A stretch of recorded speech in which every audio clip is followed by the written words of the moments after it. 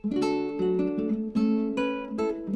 हम एजुकेशन से रिलेटेड एक खास टॉपिक पर बात करने जा रहे हैं, जो कि पिछले कुछ दिनों में बहुत सारे स्टूडेंट्स का और पेरेंट्स का काफ़ी बड़ा कंसर्न रहा है। हम बात करेंगे इम्पैक्ट ऑफ कोविड-19 on higher education in India.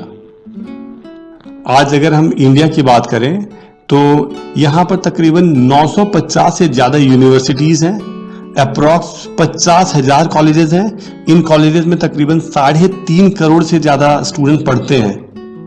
हर साल अप्रॉक्सीमेटली 85 से 90 लाख स्टूडेंट्स इन कॉलेजेस से बाहर आते हैं। जो इंडस्ट्रीज की नीड है या जिन स्किल्स की जरूरत है और जो कॉलेज में पढ़ाया जाता है उसमें काफी बड़ा गैप है।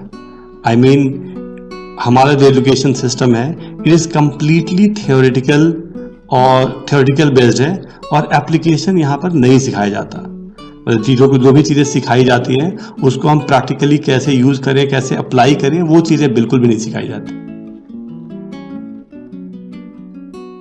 यहाँ पर मैं ये भी बता दूं कि जो तकरीबन जो टोटल रिक्वायरमेंट है, जो हमारी एजुकेशन हायर एजुकेशन की नीड है, उसका तकरीबन 60 से 65% अभी भी प्राइवेट जो यूनिवर्सिटीज़ है, जो प्राइवेट कॉलेजेस हैं, वो कैटर करते हैं। और उनमें मैक्सिमम प्राइवेट कॉलेज में, यूनिवर्सिटीज़ में क्वालिटी को लेके थोड़ी दिक्कत है ही है।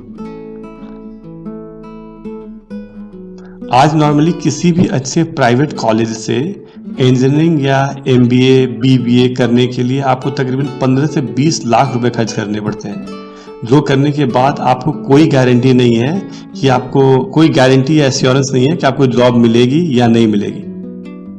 अगर हम कोविड-19 के अफेक्ट की बात करें स्टूडेंट्स में, तो अभी स्टूडेंट्स की बात करें तो सबसे ज़्यादा अफेक्टेड इस समय कॉलेज के स्टूडेंट्स ही हैं। मार्च और अप्रैल का मंथ नॉर्मली वो होता है जिसमें कॉलेज के एग्जाम्स होते हैं, जो अभी तक नहीं हुए हैं, और अलग अलग तरह की गाइडलाइंस आ रही हैं इन एग्जाम्स को लेकर। I mean regarding taking this exams online और ऑफलाइन एटसेट्रा।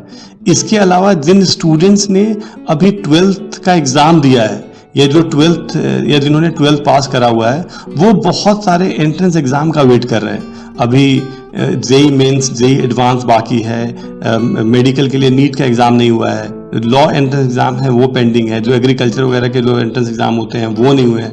बहुत सारी यूनिवर्सिटीज कॉलेज के जो एडमिशन टेस्ट या एंट्रेंस एग्जाम होते हैं वो अभी तक नहीं हुए हैं।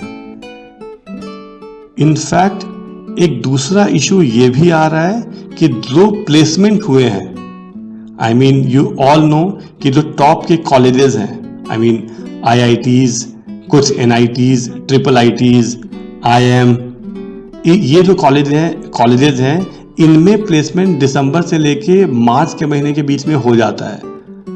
अभी कुछ ऐसे भी न्यूज़ आ रहे हैं जहां पर कि काफ़ी सारे ऑर्गेनाइजेशन ने अपने प्लेसमेंट ऑफर वापस ले लिए हैं।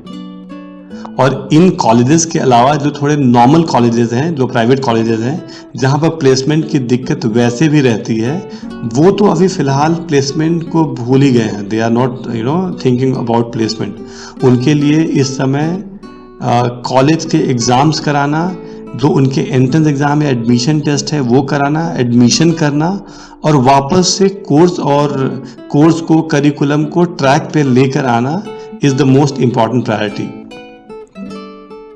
एक और इम्पॉर्टेंट इशू ये भी है कि करंटली जहां इंडिया में 950 से ज़्यादा यूनिवर्सिटीज़ हैं, वहां पर केवल 7 ही ऐसे यूनिवर्सिटीज़ हैं जो ऑनलाइन कोर्सेज लॉन्च कर सकते हैं या ऑनलाइन कोर्सेज रन कर रहे हैं।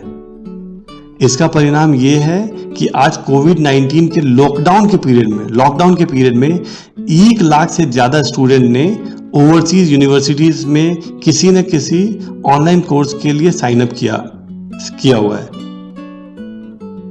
इसमें करंट सिचुएशन को देखते हुए तो यही लगता है कि ज़्यादा से ज़्यादा इंडियन यूनिवर्सिटीज़ को या जो भी टॉप के 50 यूनिवर्सिटीज़ हैं उनको थोड़ा जल्दी या तुरंत में ऑनलाइन कोर्सेज को रन करने के लिए या कुछ कोर्सेज को रन करने के लिए अलाउ कर देना चाहिए।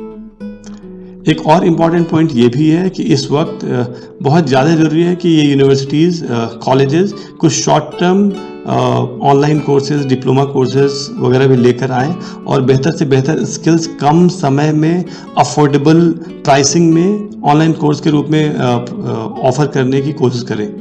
यहाँ पर हम सबको यह पता होना चाहिए कि अब एम्प्लॉयमेंट का मतलब पूरी तरीके से चेंज हो रहा है और आने वाले टाइम में काफ़ी चेंज हो जाएगा।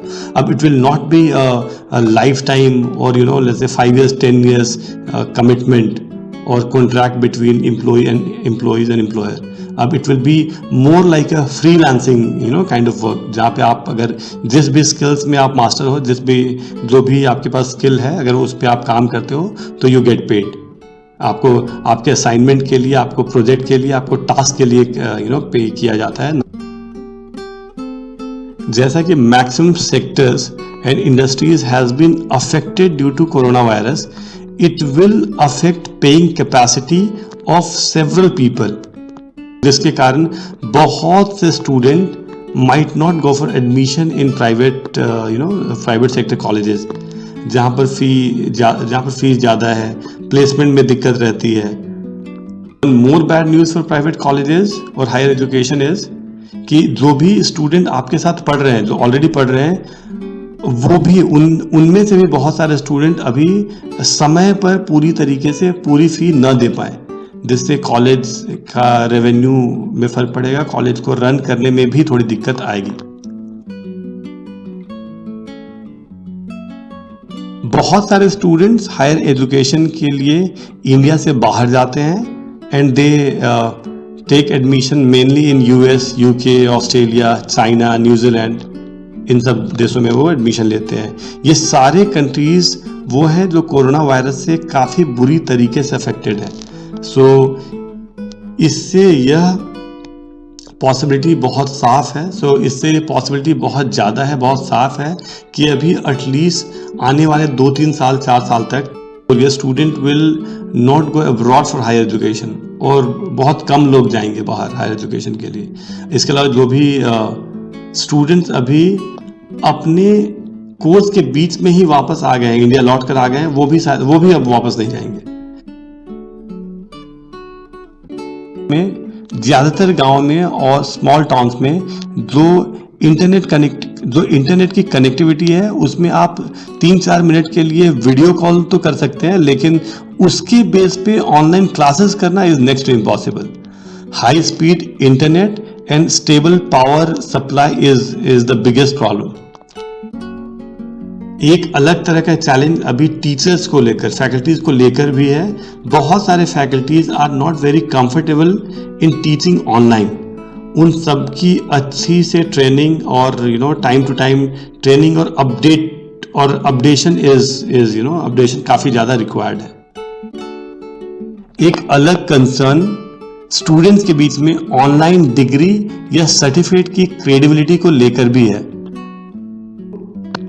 अब चाहे जो भी हो, पर नीड ऑफ द आवर तो यही है कि हमें ऑनलाइन मोड में जाना होगा और जाना ही होगा। हमें लॉन्ग टर्म में एक ब्लेंडेड अप्रोच को लेकर आगे बढ़ना होगा, जिसमें फिजिकल इंटरैक्शन और ऑनलाइन क्लासेस और सपोर्ट दोनों ही एक दूसरे को कॉम्प्लीमेंट करेंगी और इससे सभी को फायदा होगा। गवर्नमेंट को भी जल्द से जल्द एक बेहतर एडटेक रिफॉर्म्स लेकर आना चाहिए। अगर गवर्नमेंट की बात करें, सरकार की बात करें, सरकार को पूरे देश में स्टेबल पावर सप्लाई और हायर स्पीड इंटरनेट को और तेजी से कैसे पहुंचाया जा सके, जल्दी से जल्दी कैसे पहुंचाया जा सके, उस पर ध्यान देना चाहिए। कॉलेज को बेहतर फैकल्टीज और इनोवेटिव अप्रोच के साथ लर्निंग को आगे लेकर आना होगा। चाहे गवर्नमेंट यूनिवर्सिटीज हो या प्राइवेट यूनिवर्सिटीज या कॉलेजेस हो, सभी को रिसोर्सेज के और ज्यादा ऑप्टिमल यूटिलाइजेशन पर ध्यान देना होगा, क्योंकि आपके पास आने वाले समय में कैश का क्रंच रहेगा ही, कैश फ्लो की दिक्कत रहेगी, रेवेन्यू थोड़ी कम रहेगी, तो ये दिक्कतें तो अभी रहेंगी ही रहेंगी। अंत में सबसे इंपॉर्टेंट बात कि अब ऑनलाइन में चीजें और ज्यादा विजिबल होंगी। आप लोगों को ज्यादा बेवकूफ नहीं बना पाओगे। Faculties need to really work hard and keep themselves updated. आपको ज्यादा इनोवेटिव होना होगा or else it would be tough to survive. अगर आपको ये वीडियो पसंद आया तो प्लीज इसे लाइक कर दें और शेयर कर दें, और अगर आपने इस चैनल को सब्सक्राइब नहीं करा है तो प्लीज चैनल को सब्सक्राइब कर लें। इस चैनल पे मैं नॉर्मली करियर से रिलेटेड, एजुकेशन से रिलेटेड और कुछ ओपिनियन से रिलेटेड वीडियोस बनाता रहता हूँ।